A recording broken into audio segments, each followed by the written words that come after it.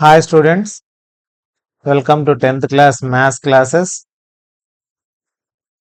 ఈరోజు ఈ సెషన్లో మనం కొత్త చాప్టర్ 4 చూడబోతున్నాం. Quadratic equations. మనం క్వాడ్రాటిక్ పాలినామియల్ అంటే చూసాం థర్డ్ చాప్టర్లో. సో ఇప్పుడు క్వాడ్రాటిక్ ఈక్వేషన్ అంటే ఏందో చూద్దాం. పాలినామియల్కు ఈక్వేషన్కి ఏం తేడా అంటే జనరల్ ఫామ్ క్వాడ్రాటిక్ పాలినామియల్ది A X square plus B X plus C ఉంది కదా క్వాడ్రాటిక్ పాలినామియల్. ఈ పాలినామియల్కే ఈక్వల్ టు 0 పెడితే ఇదేమవుతుందంటే క్వాడ్రాటిక్ ఈక్వేషన్ అవుతుంది. ఈక్వేషన్ అంటే ఈక్వల్ టు 0 ఉండాలి.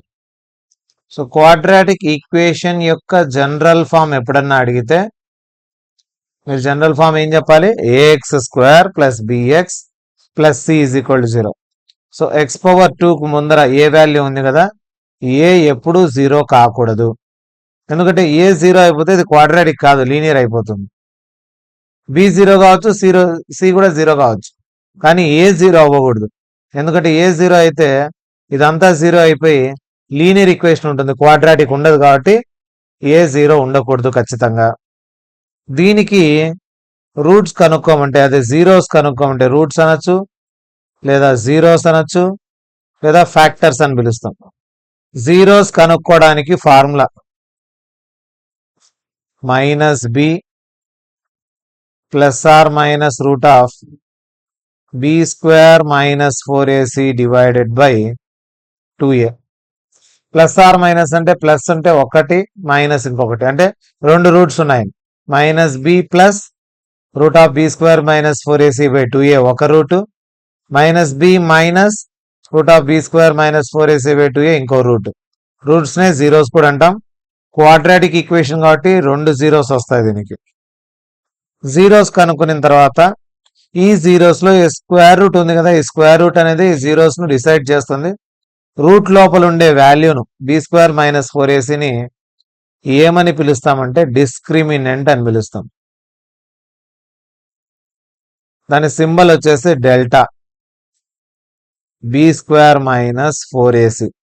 ఈ డెల్టా వాల్యూ కనుక్కున్న తర్వాత రూట్స్ ఎలా ఉన్నాయి అనేది మనం కనుక్కోవచ్చు. నేచర్ ఆఫ్ రూట్స్ గురించి చెప్పచ్చు. మనం డిస్క్రిమినెంట్ కనుక్కున్న వెంటనే రూట్స్ గురించి చెప్పచ్చు. డెల్టా వాల్యూ 0 వస్తే రూట్స్ ఆర్ ఏమని పిలుస్తామంటే రియల్ అండ్ ఈక్వల్ అవుతాయి. అంటే వచ్చే రెండు ఆన్సర్లు ఈక్వల్ వస్తాయి.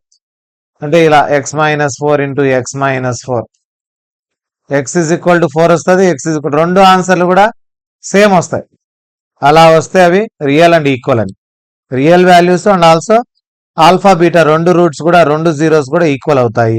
ఎప్పుడంటే డెల్టా 0 అయినప్పుడు. డెల్టా 0 కాకుండా గ్రేటర్ దాన్ 0 అయిపోయింది అనుకో, అప్పుడు ఏమంటామంటే roots are real and unequal. అన్ఈక్వల్ని ఇంకో పేరుతో పిలుస్తాం డిస్టింక్ట్ అంటాం. రియల్ అండ్ అన్ఈక్వల్ అయినా రాయొచ్చు, లేదా డిస్టింక్ట్ అని రాసుకోవచ్చు. డిస్టింక్ట్ అంటే డిఫరెంట్ అని. రెండిట్లో ఏది రాసినా కరెక్టే, రియల్ అండ్ డిస్టింక్ట్. ఇక థర్డ్ది డెల్టా వాల్యూ 0 కంటే చిన్నది వస్తే అప్పుడు రూట్స్ ఏమంటారంటే roots are imaginary. Real roots ఉండవు దీనికి, ఇమాజినరీ రూట్స్ ఉంటాయి. సో ఇది మెయిన్ బేసిక్ అనమాట ఈ చాప్టర్ మొత్తానికి. క్వాడ్రాటిక్ ఈక్వేషన్ అంటే ఏమి, దీన్ని ఫ్యాక్టరైజేషన్ ఎలా చేయాలి. సో 8th నుంచి చేస్తున్నాం మనం ఫ్యాక్టరైజేషన్ అనేది. A X square plus B X plus సికి ఫ్యాక్టరైజేషన్ చేయాలంటే ఫస్ట్ లాస్ట్ టర్మ్ మల్టిప్లై చేయాలి ముందు.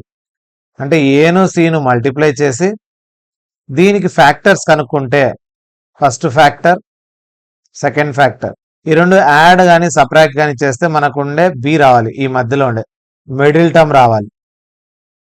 ఈ F1 F2 వచ్చే రెండు ఫ్యాక్టర్స్ను అడిషన్ కానీ సపరాక్షన్ కానీ చేస్తే మనకు మధ్యలో టర్మ్ వస్తే అప్పుడు ఫ్యాక్టరైజేషన్ చేయొచ్చు. మనం ఫ్యాక్టరైజేషన్ వీలైనా వీలు కాకపోయినా ఫార్ములా మెథడ్ ఉంది ఫ్యాక్టర్స్ కనుక్కోవడానికి. -b plus or minus root of b square minus 4ac by 2 ఈ ఫార్ములా మెథడ్ అయినా వాడుకోవచ్చు. క్వశ్చన్లో మాత్రం ఫ్యాక్టరైజేషన్ చేయమంటే ఎక్స్ స్క్వేర్ కోఎఫిషియంట్ను కాన్స్టాంట్ను ఫస్ట్ మల్టిప్లై చేసుకోవాలి ఏసీను. వచ్చిన దానికి ఫ్యాక్టర్స్ కనుక్కుంటే ఈ రెండింటిని యాడ్ కానీ సపరేట్ కానీ చేస్తే మిడిల్ టర్మ్ రావాలి. అలా వస్తే ఫ్యాక్టర్స్గా డివైడ్ చేసుకోవచ్చు. సో ఇది టోటల్ ఇంట్రొడక్షన్ ఈ చాప్టర్ సంబంధించి. చాలా ఈజీ. క్వాడ్రాటిక్ ఈక్వేషన్ ఎలా ఫామ్లో ఉంటుంది చూస్తూనే క్వాడ్రాటికా లేదా ఎలా కనుక్కోవాలి, రూట్స్ ఎలా కనుక్కోవాలి, ఫ్యాక్టరైజేషన్ ఎలా చేయాలి, ఫ్యాక్టరైజేషన్ చేసిన తర్వాత రూట్స్ కనుక్కునేప్పుడు b² - 4ac అనేది ఏమవుతుంది, ఇక్కడ దాన్ని డిస్క్రిమినెంట్ అని పిలుస్తాం. ఈ డెల్టా వాల్యూ =0, >0, <0 వచ్చినప్పుడు రూట్స్ ఎటువంటి రూట్స్ వస్తాయనేది మనం రూట్స్ కనుక్కోకుండానే ఎలా చెప్పగలం అనేది నేచర్ ఆఫ్ రూట్స్. సో ఈ చాప్టర్ అంతా కలిపి ఇదే కాన్సెప్ట్ ఉంటుంది. నెక్స్ట్ సెషన్లో మనం ఎక్సర్సైజ్ 1కు సంబంధించి ప్రాబ్లమ్స్, తర్వాత ఎగ్జాంపుల్స్ కూడా ఉన్నాయి, ఎగ్జాంపుల్స్ కూడా ఎక్స్ప్లెనేషన్ అనేది ఉంటుంది.